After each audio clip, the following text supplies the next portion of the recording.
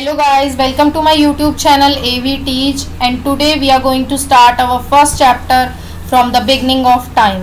So basically हमारा chapter दो parts में होगा, so easily we can cover all the topics of our NCERT.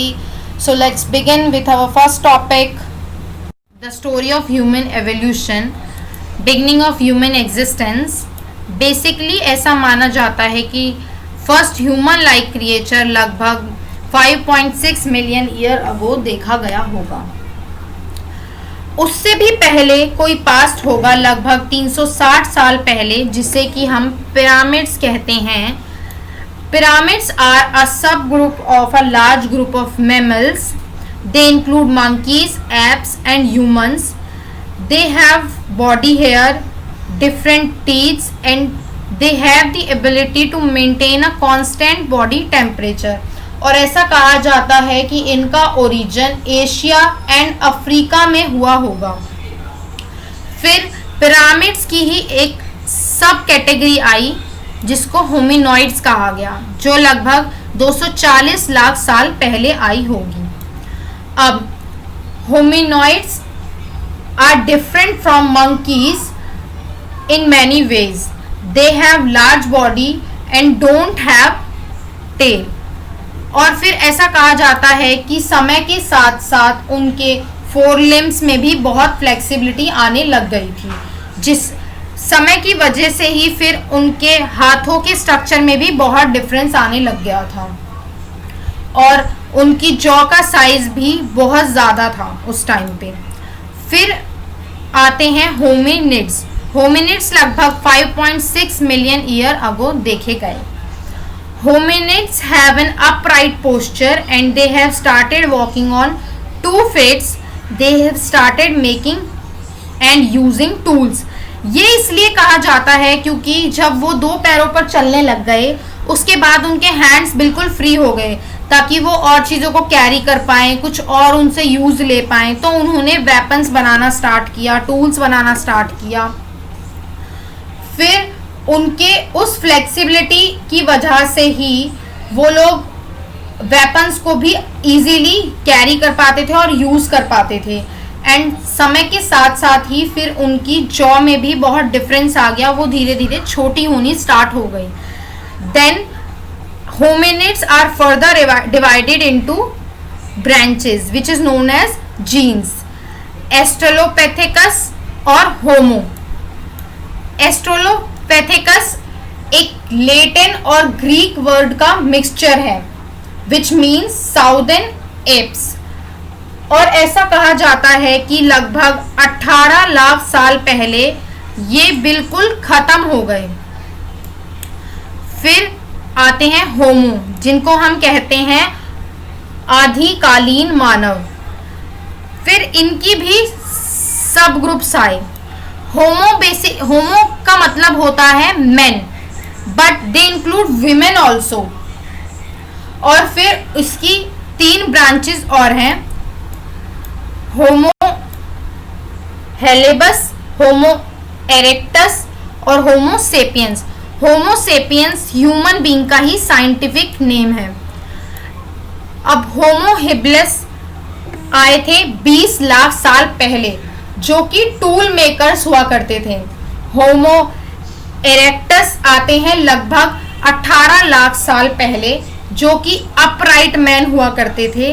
फिर आते हैं होमो सेपियंस, जो कि लगभग 1.9 लाख ईयर पहले आए होंगे। होमो सेपियंस थिंकर और वाइज मैन भी कहलाए जाते थे। So guys, our next topic is, exam में अक्सर ये क्वेश्चन आ जाता है, what is the difference between hominoids and hominids. Hominoids have smaller brain, on the other hand hominids have little bigger brain. Then hominoids walk on all 4 feet और legs. Then hominids have an upright posture and they walk on 2 legs. Basically उनके upright posture की वजह से उनके hands भी free हो गए थे to do anything else. Then hominoids have flexibility on their forelimbs and marked differences in the hands. उनके हाथों के स्ट्रक्चर में भी बहुत डिफरेंस आने लग गया था समय के साथ साथ। Then hominids have flexibility on legs, hands and fingers which help them to make tools and weapons. उनके हाथ फ्री हो गए तो उसकी वजह से अब उन्होंने उनको टूल्स और वेपन्स बनाने में यूज करने लग गए। Then hominoids have large jaw and hominids have the smaller jaw. The feedback mechanism. अब देखिए फीडबैक मैकेनिज्म होता क्या है। कुछ ऐसी डेवलपमेंट्स होती हैं जो अर्ली ह्यूमन बीइंग को मॉडर्न ह्यूमन बीइंग बनाने में फेवर करती हैं, which we can call feedback mechanism. अगर आप इस बॉक्स की बात करें तो यहाँ पर दिखाया है increase in size and capacity of brain. ऐसा कहा जाता है कि उनके दिमाग का साइज और कैपेसिटी बढ़ने के बाद उन्होंने लॉन्ग डिस्टेंस वॉकिंग स्टार्ट की होगी, जिसकी वजह से फिर उन्होंने अपराइट वॉकिंग स्टार्ट की होगी और उसके बाद उनके हैंड्स फ्री हो गए होंगे, तो उन्होंने हैंड्स फ्री होने के बाद उनसे कुछ कैरी करना स्टार्ट किया होगा या फिर टूल्स बनाना स्टार्ट किया होगा। या फिर हम इसको ऐसे भी कह सकते हैं कि उन्होंने पहले टूल्स बनाना स्टार्ट किया होगा, फिर उनके ब्रेन का साइज इंक्रीज हुआ होगा, ये सब कुछ। तो इन सब फैक्टर्स को हम फीडबैक मैकेनिज्म कहते हैं। The modern human being. Guys, अब आप सब लोग सोच रहे होंगे कि मॉडर्न ह्यूमन बीइंग का एक ही ओरिजिन प्लेस है। सो गाइज, इसके दो डाइवर्जेंट व्यूज हैं। एक है रीजनल कंटिन्यूटी मॉडल, जिसके मल्टीपल रीजन्स ऑफ ओरिजिन है, और दूसरा है रिप्लेसमेंट मॉडल, जिसका एक सिंगल ओरिजिन है अफ्रीका। सो गाइज, ऐसा देखा जाता है कि रीजनल डिफरेंट होने की वजह से फीचर्स में बहुत डिफरेंस आ जाते हैं। You can also compare India and African peoples. Then guys, ऐसा माना जाता है कि रिप्लेसमेंट मॉडल में ओरिजिन सिर्फ अफ्रीका में हुआ, ना कि यूरोप में और ना ही एशिया में, फिर यहाँ से एंड सो ऑन हुआ।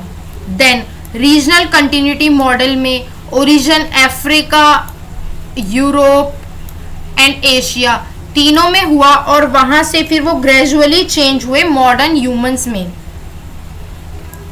The next topic is early human way of obtaining food. ऐसा माना जाता है कि समय के साथ अर्ली ह्यूमन बीइंग ने सरवाइव करना सीख लिया था और धीरे धीरे वो डेवलप भी हो रहे थे, जिसमें पहला पॉइंट आता है gathering.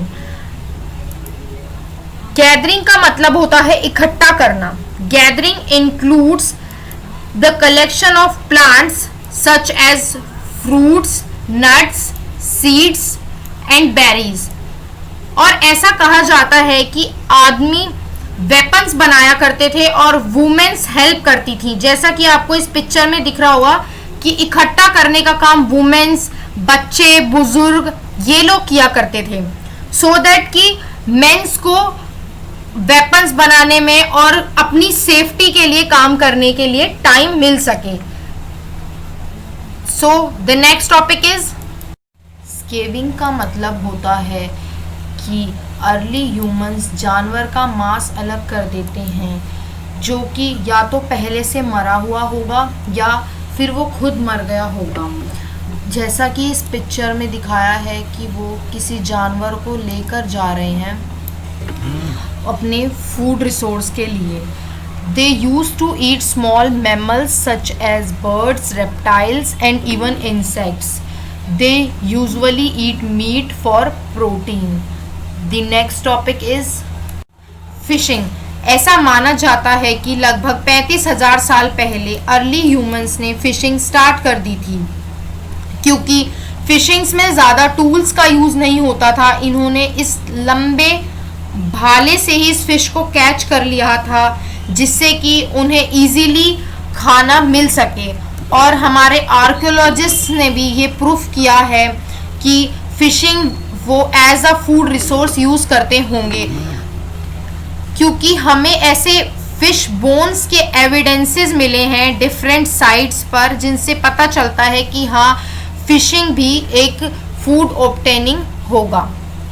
Next topic is hunting. इसका मतलब होता है शिकार करना। अब से लगभग 500,000 साल पहले उन्होंने हंटिंग करना स्टार्ट कर दिया होगा। ऐसा माना जाता है कि वो लोग हंटिंग के लिए नोकीले टूल्स का यूज़ करते होंगे जिनसे वो लार्ज एनिमल्स को हंट कर पाते होंगे, और उन्होंने तब तक पत्थरों को भी नोकीला करना स्टार्ट कर दिया था। ऐसा कहा जाता है कि वो ये सब इसीलिए करते होंगे ताकि उनके 1-2 दिन का सर्वाइवल आराम से हो सके। और इनके एविडेंस में हमें इंग्लैंड के बॉक्स ग्रेव, जर्मनी का शिलिंगजन और चेक रिपब्लिक जैसी जगहों पर हमें एविडेंसेस मिले हैं, और ये जगहें मैप वर्क में भी आ जाती हैं एग्ज़ाम में। और ऐसा भी कहा जाता है कि यही वो जगहें हैं जहाँ पर लोग दूर दूर से हंटिंग के लिए आते होंगे। तो इससे हमें ये भी पता चलता है कि वो अपने सर्वाइवल के लिए माइग्रेट भी होते होंगे। इन्हीं तीनों जगहों से हमें पता चलता है कि वो लोग हंटिंग के लिए दूर दूर ट्रैवल करते होंगे। सो गाइज, आगे के टॉपिक्स हम अपनी नेक्स्ट वीडियो में करेंगे। Okay, tata, bye bye and take care.